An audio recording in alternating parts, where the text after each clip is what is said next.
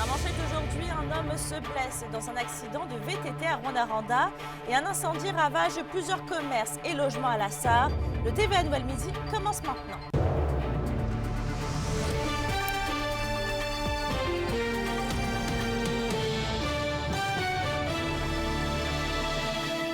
Bonjour tout le monde et bienvenue parmi nous. Et c'est un coup dur pour la Sarre. Un incendie a complètement ravagé un bâtiment abritant plusieurs commerces et logements samedi dernier. Anthony, vous êtes sur place et vous êtes à même de constater les dégâts.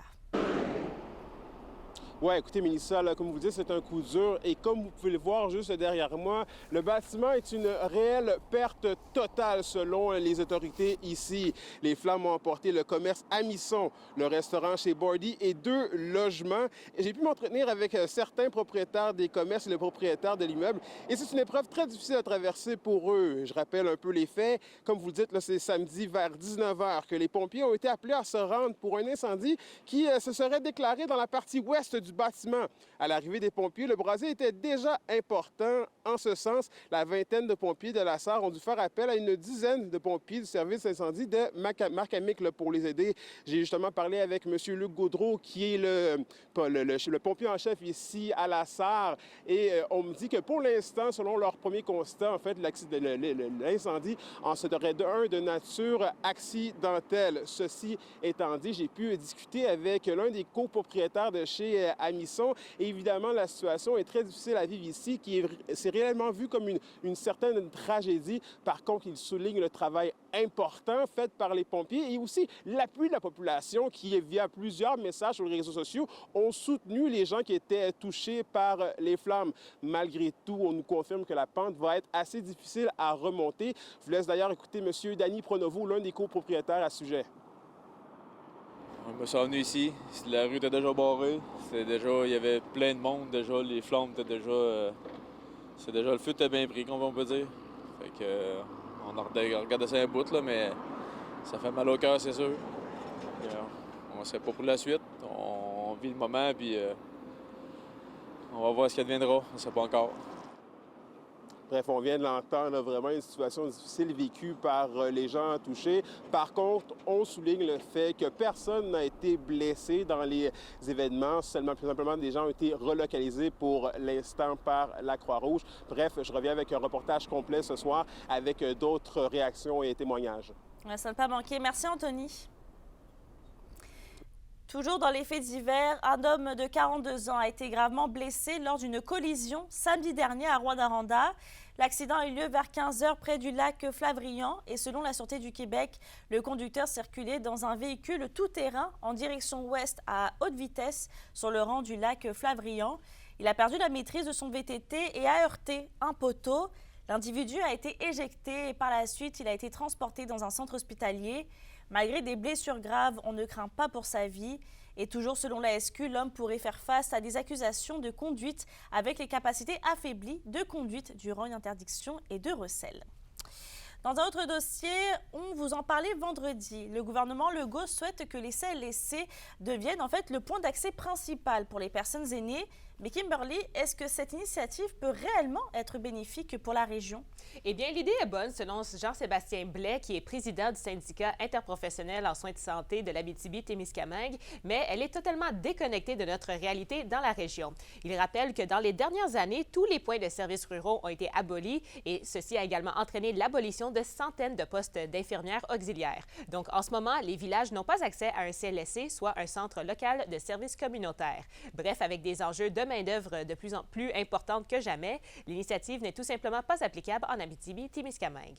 Bien, pour recevoir des soins infirmiers, c'est impossible de mettre ça en application puisqu'on est déjà en dessous du seuil minimal de la main-d'œuvre qui est disponible dans la première ligne, que ce soit nos GMF, nos CLSC. Donc, ça va être difficile d'aller approcher justement ces nouveaux services-là en CLSC. Donc, peut-être que pour les grands centres, ça va être une bonne annonce, mais chez nous, concrètement, ça va être inapplicable. Mais Kimberly, est-ce qu'il y a actuellement des solutions sur la table pour régler les enjeux régionaux? Eh bien, Mélicia, l'idéal pour notre région serait d'améliorer le système et les services qui sont déjà en place au lieu d'implanter des nouvelles initiatives. Et toujours selon Jean-Sébastien Blais, ça fait en sorte qu'on doit constamment s'adapter. Donc, le meilleur exemple, selon lui, c'est justement avec les maisons des aînés. Le concept est bon, mais un bâtiment est déjà prêt en ce moment. Et avec la pénurie de main-d'œuvre, il n'est tout simplement pas possible d'offrir des services aujourd'hui. D'ailleurs, les CLSC qui sont déjà en place ont aussi de la difficulté à offrir des services de base. Je pense qu'il faut reconnaître notre réalité régionale, investir en région pour être en mesure, après ça, de donner des services adéquats à toute la population. Concrètement, il faut augmenter les investissements en soins à domicile. Ça, c'est une évidence puisqu'on a plusieurs personnes qui sont en attente de soins ou finalement qui se ramassent hospitalisées pour des choses qu'ils auraient pu avoir à domicile. Mais d'un autre côté, on est face à des choix difficiles en ce moment en région. Donc, on priorise bien entendu nos services 24/7. Mais oui, il faut investir en soins à domicile, mais il faut avoir les ressources pour le faire, chose qu'en ce moment, c'est très difficile en région. De plus, avec la fin au recours à la main-d'œuvre indépendante et les congés d'été qui approchent également, il y a beaucoup d'incertitudes au niveau des ruptures de services en santé. Plus de détails seront d'ailleurs annoncés prochainement selon Jean-Sébastien Blais. C'est donc à surveiller. Merci, Kimberly. Au plaisir. On va parler de l'Université du Québec en Abitibi-Témiscamingue maintenant, à commencer par l'institution qui remettra en juin des doctorats honoris causa à plusieurs personnalités bien connues dans la région, dont l'ex-rectrice de l'établissement, Joanne Jean, qui a occupé cette fonction de 2004 à 2017. Le trio fondateur du Festival de musique émergente en Abitibi-Témiscamingue, composé de Sandy Boutin, Karine Bertium et Jenny Thibault, qui auront aussi droit à la distinction. Et ce n'est pas fini pour l'UQAD puisque des étudiants se sont démarqués à la remise des prix de la 14e édition du concours universitaire Ubisoft. 2 projets de l'université, dont l'un en partenariat avec l'École de technologie supérieure de Montréal, ont été récompensés. Le premier, un prototype de jeu vidéo Noctambulé, s'est vu remettre le prix spécial du jury. Le prototype de Dream Factory est reparti avec les prix du meilleur design de jeu, meilleur défi et innovation technique, ainsi que celui du public. Sur un autre sujet maintenant, avec la température qui se réchauffe, la saison des terrasses est déjà bien amorcée. Kimberly Hall est d'ailleurs allée à la rencontre de restaurateurs vendredi dernier à Rouyn-Noranda afin de savoir comment ils entrevoyaient leur premier fin de semaine à l'extérieur. Des restaurateurs à Rouyn-Noranda attendent avec impatience l'ouverture des terrasses pour cet été et le retour de la zone piétonne. La plupart se préparent pour la fin de semaine, étant donné que la météo s'annonce très clémente. On a sorti notre matériel aujourd'hui, on est en train de s'installer, on attend de la belle température demain, donc probablement que demain, on va être capable de servir des gens dehors.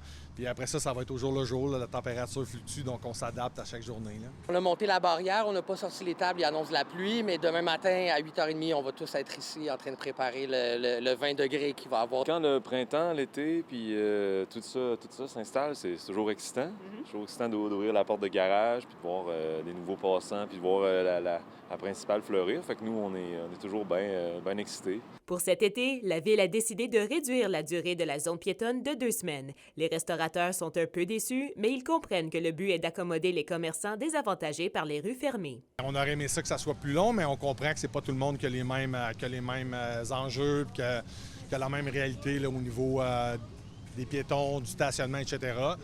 On espère qu'il fasse beau, c'est surtout ça la grosse affaire. Moi, j'aimais beaucoup la rue piétonne, je trouve ça le fun, c'est familial, ça fait venir des gens qui viendraient peut-être pas chez nous sans cet accès-là. Après, je comprends que c'est peut-être pas évident pour tous les commerçants non plus, mais nous, on l'aime beaucoup, la rue piétonne, on a hâte. Nous, on va surfer sur la vague, puis on comprend que c'est des grosses structures, puis on va prendre ce qu'il y a, puis on va s'amuser au maximum avec ça. Rappelons que dans les dernières années, durant la pandémie, plusieurs restaurants ont obtenu un prêt pour continuer leur service. Le remboursement a commencé il y a quelques mois.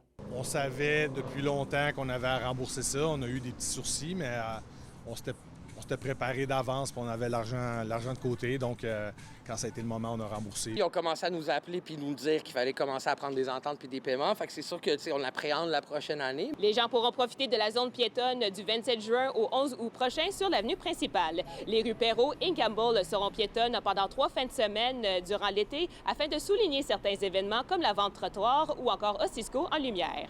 Kimberly Hall, RNC Nouvelles, Rouyn-Noranda. Les soirées de l'humour Eldorado Gold de Québec font leur grand retour pour le 10e anniversaire de la microbrasserie Le Prospecteur de Val-d'Or. La population est donc invitée ce soir et demain en compagnie des humoristes William Paquet et JC Surette, le tout sous l'animation de Monsieur Radi. Chaque personne présente aura une chance de participer au tirage du 10e anniversaire où il pourrait remporter 1 000 $ en crédit voyage et 1 000 $ à la microbrasserie Le Prospecteur. À Rwanda, les travaux pour l'installation de bandes de type flexible à l'Arena Glencore ont commencé. Les bandes et les baies vitrées actuelles sont donc retirées. Des vitres en acrylique de 8 pieds de hauteur derrière les buts et de 6 pieds sur les côtés pour la sécurité des spectateurs et des joueurs. Et quant aux bancs de l'équipe, ils seront désormais du même côté, soit celui des Huskies. La question du jour TVA, une présentation de Mobilier Bélan qui vous offre depuis plus de 50 ans un service de qualité et un grand choix de matelas, mobilier, électro au prix compétitif que vous recherchez. À la question du jour, on vous demande, croyez-vous que les arénas sont assez sécuritaires pour les joueurs dans la région? Pour voter et commenter, rendez-vous au tvabitibi.ca.